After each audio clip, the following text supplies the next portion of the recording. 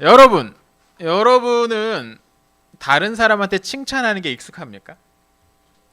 여러분 다른 사람한테 너 참 이거 잘한다 이렇게 이야기하는 게 익숙한지 가만 한번 생각해 보십시오. 지난 한 주 동안 누군가를 진심으로 칭찬해 준 게 언제였는지 한번 생각을 해보세요. 지금처럼 누가 칭찬해봐요 그래서 하는 거 말고 그냥 내 마음이 막 우러나와서 누군가를 칭찬해 본 게 언제인지. 효진이 언제였니?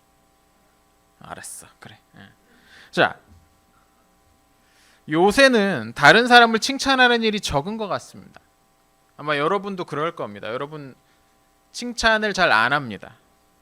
여러분만 그런 게 아니라 다 그래요. 대신 이제 요새 유행하는 말은 어떤 말이냐면 누군가를 공격하는 말입니다. 누군가를 조롱하는 말이고 누군가를 비난하는 말이, 놀리고 하는 그런 게 요새는 더 유행을 하고 있죠. 그런 말이 인기를 끕니다. 어그로라고 하죠. 예. 그래서 상대방을 도발하는 행동을 가리킵니다. 그래서 도발하는 거지. 야, 너 오늘 보니까 너 콧구멍이 되게 컸네. 막 이런 식으로 막 이제 상대방을 도발하는 거예요. 사방에 이 어그로를 끄는 사람들이 넘쳐납니다. 왜냐하면 그래야 한 번 더 관심을 받을 수가 있으니까. 저 이런 10원짜리 뭐야 하면서 한 번 더 쳐다보는 거죠. 나에게 이제 어그로를 도발을 시전하는 사람한테. 말이 더 강해질수록 사람들이 관심을 보이고 있습니다. 그래서 충격적인 이미지나 충격적인 멘트가 나와가지고 막 그런 것들이 막 덕지덕지 붙어있는 영상들이 조회수가 높아요. 그죠? 이게 평온한 거. 목사님이 만드는 것처럼 막 이 책을 읽어보아요. 막 이런 것들은 조회수가 얼마 안 나와. 근데 막 충격 대 공개 막 하면서 사실은 누구누구 목 땡땡땡 실제로 보면 아무것도 없어요. 하지만 그런 식으로 충격적이고 뭔가 좀 과장되고 상대방을 흥분시키는 그런 것들로 도배가 되는 것들, 그게 요새 인기가 많다는 겁니다. 그런 이야기들이 우리 주변을 많이 떠돌고 있어요. 그래서 보면 단지 누군가를 조롱하고 싶어서 만드는 콘텐츠들이 되게 늘어난 것 같아요. 그냥 누군가를 막 뒤집어 내 가지고 사실이나 뭐 그런 거 확인 같은 거 다 필요 없어. 그냥 쟤는 이래 하는 식으로 누군가를 조롱하고 괴롭히는 식으로 그러기 위해서 만드는 콘텐츠들이 넘쳐난다는 거죠. 그러다 보니까 뭐 상상으로 만들어낸 가짜 콘텐츠들도 많고 우리는 그런 세상에서 지금 살고 있습니다. 근데 이런 것들이 여러분이 자꾸 노출이 되다 보니까 나도 모르게 여러분도 그런 것들이 자연스럽게 느껴지게 된다는 거죠. 그러니까 여러분 일주일 동안 누구 칭찬은 한마디도 해본 적이 없지만 누구 험담은 여러 차례 해봤을 겁니다. 이게 우리가 살고 있는 세상, 그리고 지금 우리의 상태라는 거죠. 근데 그런 것들이 막 넘쳐나면 실제로 누군가 상처를 받잖아요. 사람이니까, 그죠? 아니지만 누가 자꾸 뭐라고 하면 마음이 이제 아프단 말이죠. 괴롭단 말이죠. 그래서 문제가 생길 수도 있습니다. 종종 막 심각한 문제는 막 고소당할 수도 있습니다, 여러분. 그러니까 아무거나 막 쓰면 안 돼요. 그렇게도 생깁니다. 그럼 나한테도 문제가 생기죠. 자, 그러면 이제 상대방이 막 화를 내고 막 내가 한 것 때문에 막 불쾌한 감정을 막 토해냈을 때 우리는 뭐라고 대답합니까? 에이, 그냥 장난인데 얘가 이렇게 유머가 없냐? 이런 식으로 상대방을 도리어 유머 없다고 비난합니다. 또 이 버릇이에요, 이게. 장난이다. 오늘 우리가 함께 읽은 성경에도 바로 그런 문장이 나오죠. 에이, 그냥 장난이었어.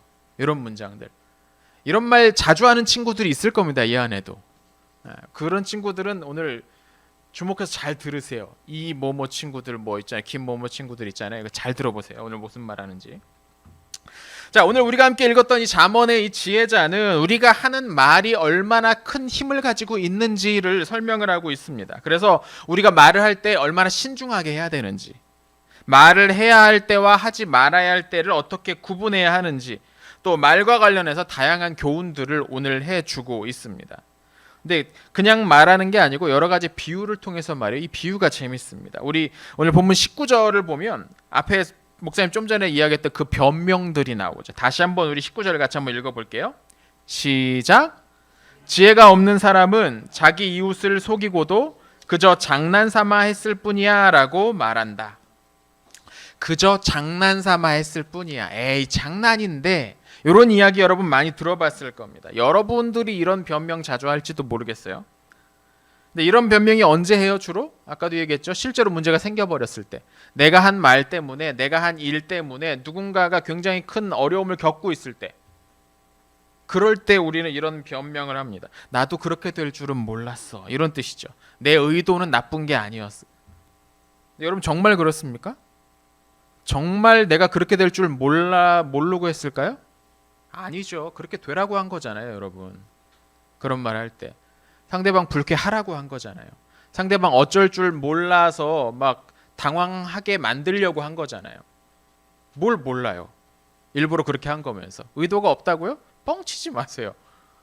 그렇게 만들려고 한 거예요. 상대방 곤란하게 만들려고 우린 그런 이야기를 한 거죠. 그걸 정말로 난 몰랐다 그러면 뭐 유치원생들은 그럴 수 있어요. 근데 여러분은 아니잖아요. 여러분 한두 살 먹은 어린애가 아니지 않습니까? 그건 여러분 자신을 무엇보다 속이는 겁니다. 이렇게 말하면 상대방이 곤란해지고 마음이 불쾌해지고 상하고 할 걸 알면서도 그렇게 한 겁니다. 왜요? 골탕을 먹이려고. 그래 놓고서 정말로 문제가 생기면 나는 몰랐어 라는 식으로 발뺌을 하려는 겁니다. 이걸 목사님만 할까요? 아닙니다. 여러분 앞에 있는 사람들 그거 다 압니다. 여러분이 하는 걸 보면서 여러분의 의도가 무엇인지 다 알고 있다고. 오늘 잠언의 지혜자는 그런 사람을 가리켜서 뭐라고 부를까요? 바로 지혜 없는 사람이다 라고 말합니다. 지혜 없는 사람. 그런 사람은 지혜가 없는 거라는 거죠. 지혜가 없다라는 건요, 여러분, 학교 성적과는 상관이 없습니다. 지혜는 여러분 성적을 어떻게 받느냐와 상관이 없다는 거예요. 그래서 성적이 좋은 사람들 중에도 지혜가 없는 사람이 있을 수 있어요. 성적은 좋으니까 자꾸 올라가요. 높은 자리 올라가요. 여러 사람들 막 바라는 좋은 자리, 여러 사람들에게 영향력을 끼칠 수 있는 높은 자리로 자꾸 올라가요. 근데 이 사람이 지혜가 없으니까 점점점 시간이 가면 갈수록 더 많은 사람들을 괴롭히게 되는 거죠. 참 불행한 일입니다. 지혜가 없는 사람은 그래요. 지혜가 없는 사람. 더 많은 사람들에게 괴롭힘을 주는 거죠. 영향력은 엄청나게 점점점 커지고 있는데 지혜가 없으면 이건 정말로 큰일인 겁니다. 구독자가 수십만 명 되는 유튜버가 자기 채널에 어떤 식당에 대한 가짜 뉴스를 올렸더니 그 식당이 망해버렸어요. 그 식당과 관련된 수많은 가족들이 망한 거예요. 엄청난 손해를 보게 된 거예요. 그렇게 망한 다음에 나가서 미안하다고, 그렇게 될 줄 몰랐다고 이야기하면 그 사람은 그렇게 될 줄 몰랐다네 하고서 웃으면 넘어갈 수 있을까요? 말이 안 되는 거죠. 여러분이 오늘 하는 한마디 한마디, 여러분이 오늘 하는 행동 하나하나가 누군가에게 그런 일을 일으킬 수 있다는 거죠. 그럴 줄 몰랐다, 내가 실수했다, 재밌게 하려다 보니까 지나쳤다. 이거 모두 지혜 없는 사람들이 하는 변명입니다. 여러분 몰랐으니까 상관이 없을까요? 아니죠. 이 일이 이렇게 될 줄 몰랐으면 처음부터 하지 말았어야죠. 그렇지 않습니까? 누군가를 완전히 망하게 만들 수 있는, 누군가를 정말로 완전히 괴롭게 만들 수 있는 그런 일이라면, 그렇게 될 수도 있는 일이라면 처음부터 하지 않는 게 옳은 거죠. 지혜 없는 사람이 하는 말 때문에 오늘날 세상은 싸움이 끊이지가 않습니다. 싸움이 끝나지가 않아요. 알면서도 모르는 척, 이 진실을 피해가려는 사람들도 있습니다. 대표적으로 일본의 총리를 비롯한 이 정치인들이 그렇죠. 오래전에 우리나라에 강제로 쳐들어와서 여러 가지 것들을 빼앗아 갔습니다. 그중엔 여러분만한 또래의 어린아이들도 있었어요.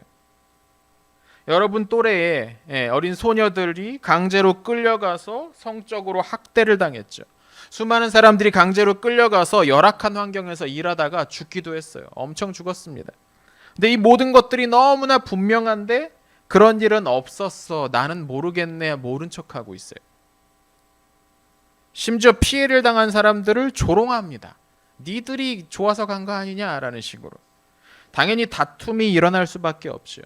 지혜가 없는 사람들이 있는 곳엔 다툼이 일어납니다. 그럴 수밖에 없습니다. 그리고 가만히 한번 생각해 봐야 돼요. 여러분이 있는 자리에서 자꾸 다툼이 일어난다. 혹시 나? 여러분 생각해 봐야 되는 거죠. 오늘 성경에도 이와 관련된 내용이 나옵니다. 우리 20절과 21절 계속해서 같이 한번 읽어볼게요. 시작. 나무가 없으면 불이 꺼지듯 험담꾼이 없으면 다툼도 그친다. 숯불에 숯을 더하고 불에 나무를 더하듯 싸움꾼은 싸움에 부채질만 한다. 여기 지혜 없는 사람들이 만들어내는 문제가 나오죠. 지혜 없는 사람들이 하는 말은 마치 불 속에 장작을 계속 집어넣는 것과 마찬가지래요.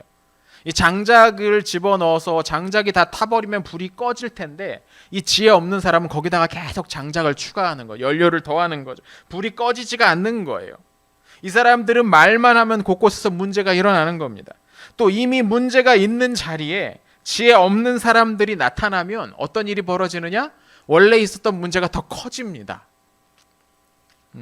시간이 지나면 그냥 잠잠해질 수도 있을 것 같은 문제였는데, 이 지혜 없는 사람이 짠 나타나서 활약을 하면 그 문제가 훨씬 더 커져 여러 사람들을 괴롭히게 만들게 된다는 거죠. 그런 사람들이 있습니다. 불난집에 부채질한다고 꼭 쓸데없는 말에서 다른 사람 기분 나쁘게 하는 사람이 있습니다. 안 해도 돼. 근데 괜히 쓸데없는 말 한마디 덧붙여가지고 이 사람 더 흥분시키고, 그 앞에 있는 사람도 그렇지 하면서 하다가 둘이 더 싸움 대판 벌어지는, 그렇게 만드는 사람들이 있어요. 자기가 잘 아는 것처럼 괜히 나서가지고 양쪽 모두를 막 부추기는 그런 사람들이 지혜 없는 사람들인 거죠. 자, 한번 생각해 봅시다. 여러분의 말은 어떤 모양입니까? 여러분이 하는 말은 어떤 효과들을 나타내고 있습니까? 여러분이 혹시 다른 사람의 막 화를 돋구는 그런 말들, 다른 사람을 더 흥분하게 만들고 상대방을 거칠게 만드는 그런 말들 여러분 하고 있지 않습니까? 여러분이 가는 곳마다 시끄러워지고, 여러분이 가는 곳마다 막 다툼이 일어나고, 여러분이 가는 곳마다 막 사람들이 불쾌해하는 그런 일들이 혹시 일어나고 있지는 않습니까? 뭐 요새는 뭐 어디 밖에 나가기 어려우니까 가만히 생각해 보면 그래요. 여러분 동생, 여러분 형, 누나, 언니, 오빠들하고 보통 어떤 관계들이 이루어지는지, 어떤 대화들이 이루어지는지 한번 생각해 보세요. 정말 날마다 아침마다 보면은 아이 동생아, 사랑스러운 나의 동생아 하면서 막 이렇게 마주하는지, 당연히 아니겠죠. 어떻게 합니까?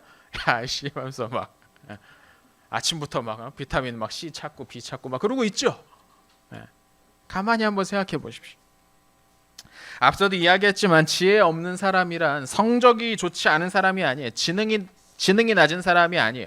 지혜가 없는 사람, 잠언이 말하는 지혜 있는 사람이란 뭐냐면 하나님을 아는 사람을 잠언에선 지혜 있는 사람이라고 이야기합니다.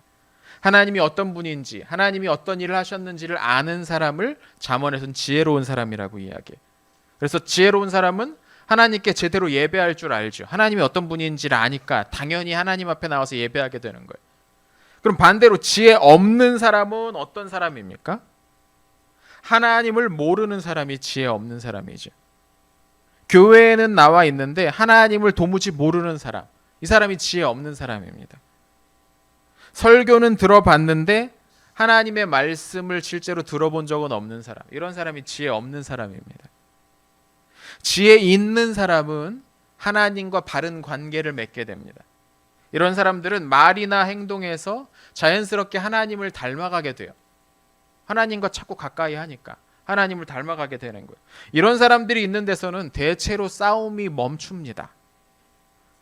왜냐하면 이 사람들이 하는 이야기는 보통 이제 누군가를 격려하고 위로하고 힘이 나게 만들거든요. 천국은 이런 사람의 것이죠. 근데 지혜 없는 사람은 어떻게 될까요? 가는 곳마다 문제가 생기는 거예요. 만나는 사람마다 트러블이 일어나게 되는 거죠. 하나님을 모르는 사람이 어떻게 되겠습니까, 여러분? 생각해 보십시오. 지혜 없는 사람을 하나님을 모르는 사람이라고 잠언에서는 이야기하는데, 지혜 없는 사람은 어떻게 되겠어요? 하나님을 모르는 사람. 이건 그냥 성적이 조금 떨어지고 일이 안 풀리고 하는 수준의 문제가 아닙니다. 하나님을 모르는 사람은요, 지혜가 없는 사람, 하나님을 모르는 사람은 천국과 관련이 없는 사람입니다. 하나님을 모르는데 어떻게 천국에 들어가겠습니까? 천국은 하나님 나라인데 하나님과 상관없는 사람이 그곳에 자리가 있겠느냐는 거죠. 그러니까 지혜 있는 사람이 되는 건 굉장히 중요한 일입니다. 그냥 뭐 좋은 말 많이 해, 그 수준이 아닙니다, 여러분. 우린 지혜로운 사람이 돼야 되는 거예요. 하나님을 아는 사람. 그러니까 오늘 이 잠언의 말씀은 단순히 우리더러서 말을 잘 가려서 해야 된다, 이 정도의 의미가 아니라는 겁니다. 왜냐하면 그런 이야기는 교회가 아니라도 어디서든지 들을 수가 있어요. 고운 말을 해야 된다, 바른 말을 해야 된다, 이건 여러분 절에 가서도 들을 수 있을 겁니다. 오늘 우리가 읽은 이 잠언의 진짜 의미는 우리가 하나님을 아는지 모르는지는 우리가 하는 말을 말을 보면 알 수 있다는 거예요. 여러분이 하나님을 아는지 모르는지는 여러분이 어떤 말을 하느냐를 보고서 알 수 있다는 거예요. 여러분은 하나님을 아는 사람처럼, 지혜 있는 사람처럼 그렇게 말하고 있습니까? 여러분 그렇게 말하고 있나요? 그렇지 않다면 서둘러 자신을 점검해 봐야 됩니다. 예수님의 제자인 베드로는 어떤 교회에 보낸 편지에 이런 말씀을 썼습니다. 우리 같이 한번 읽어봅시다. 앞에 나와 있어요. 같이 읽어볼게요. 시작. 만일 누가 말하려면 하나님의 말씀을 하는 것 같이 하고 누가 봉사하려면 하나님이 공급하시는 힘으로 하는 것 같이 하라. 아멘. 베드로는 뭐라고 이야기합니까? 베드로 사도가 우리가 누군가에게 말을 할 때는 하나님의 말씀을 말하는 것처럼 해야 한대요. 우리의 입을 통해서 하나님이 말씀하시는 것처럼 해야 된다라는 거예요.